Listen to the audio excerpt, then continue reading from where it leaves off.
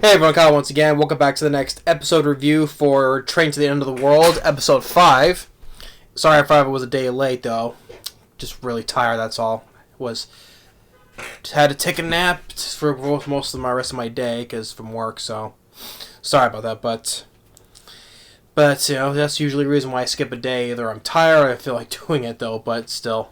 Sorry. But anyway, episode 5 for the Train to the End of the World, I think they just because they meet with a character who casually explains how to reverse the 7G effect of, because we think we established that in the theory that Yoka is one who is not only who her perceptive of her mind or how she of what she thinks of the world is what changed the way the world is, because since she pressed the button and the way of her mind how she sees things, what caused it. Now, is not every single thing as in this world as what she caused. No, it's not though. But until they meet with this character who worked on 7G, which I'll get to though. But anyway, after when Remy and Shizuru got captured by pretty much the small soldiers of Gulliver's Travels, right? Because it's Gulliver's Travels with small soldiers, right? I mean, I just find it funny when I didn't realize it until afterwards when I did that video of the last week's episode. Like, yeah, it's freaking small soldiers, but they're not action figures though. They're actually humans that just got smaller, right? But hey, I just find it funny. Yeah, small soldiers. I mean, where's Major Chip Hazard, right? Because they're still tied up on the blades of this helicopter. The guy comes in who claims it's the captain. He's asking questions. Who are you? Whatever, right? And they're asking questions. Where are we? Where is this doctor? Right? And then they get nothing out of him, and then they leave. And so there's this woman with a broom. Say, hey, why don't you untie us because I have to go to the bathroom, right?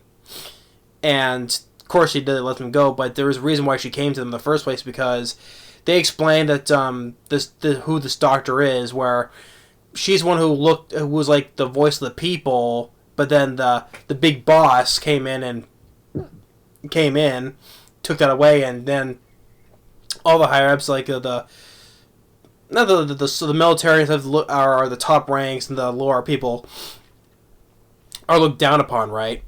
And so they eventually they sneak through the town, because since they're big, right? And they eventually finally get to the air tower, the air tower, the radio tower, whatever, we see at those airports, right? They find the woman there, who is not a doctor, but she's a scientist, and she explains that she was one of the people that worked on the 7G, right? But how they put the 7G first. Ask how to help their friend Akira, right? So, but what she explains that because she knew Zenjiro, right? Zenjiro is the conductor who, is like old and go choo choo choo, right? What I mean, you've seen this probably by now, like, and she knew him. And she was also being experimented on with Zenjiro, but Zenjiro saved her, right? She saved her and she was able to escape, but then sadly Zenjiro basically got lobotomized, basically. Maybe that's why he's all kooky, right? Maybe that's why he's all crazy. Maybe that's why he was not affected by the Z. Maybe it was not the 7G that affected him, probably because he got drilled into his head. We see him literally get drilled, but it cuts down because all the crowd's over him, right? But we see him literally get drilled into his head. And that's kind of funny, though, that it has this very intense moment, but then it just kind of abruptly goes silent, and then it gets back to the conversation, which, I'm like, that was weird. I mean, this show is weird anyway, but, yeah. So maybe that's why he was not affected by the 7G, though, because he got freaking drilled and lobotomized, maybe. I don't know. But he knew her and he saved her, and so saying that Zenjo, I owe him my life, as she says. So she basically they take her back to find her friend. Well, basically, the big boss, which actually is a guy who's actually a normal sized guy, right? The same height as them, and they begin this whole sequence where all the military's firing at them, and explosion, right? And then Remy's bracelet that Akira gave to her got broken, and she goes into full on rage, right? She starts, taking this power pole, smacking missiles, right? And there's a portion where she climbs onto a tall building, reminiscing of King Kong, right? She's on top of a tall building, right? And she's knocking down airplanes. I mean, that's literally King Kong, literally, and she's like, screaming like she is King Kong. Yeah. I mean, tall building, knocking down airplanes, screaming. Yeah, that's King Kong, all right. She became King Kong. And so when Shizuru tells her to stop, she's like, "Oh, I did it again, right?" And it shows another flashback back when Remy and Akira were little kids. It shows that they were good friends. Like, okay, she made the bracelet for her, right? And then when she walks away, Akira, she gets bullied by these guys, these kids, these boys, about what she reads, right?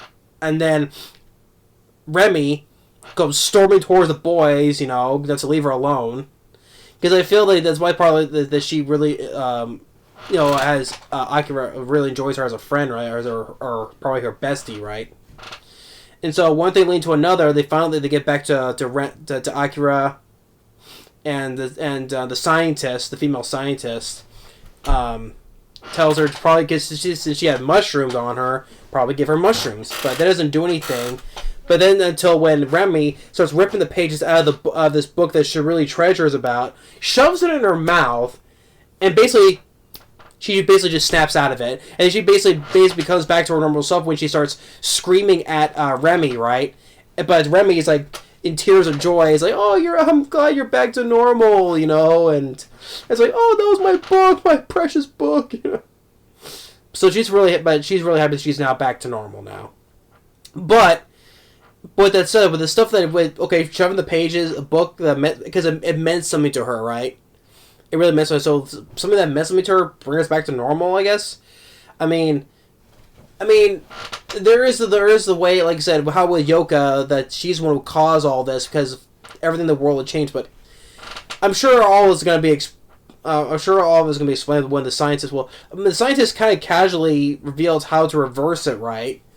But we don't know yet for sure because first they have to find Yoka first, see if maybe with her thoughts, maybe she can see the world as the different way. Maybe she can reverse it though, the 7G.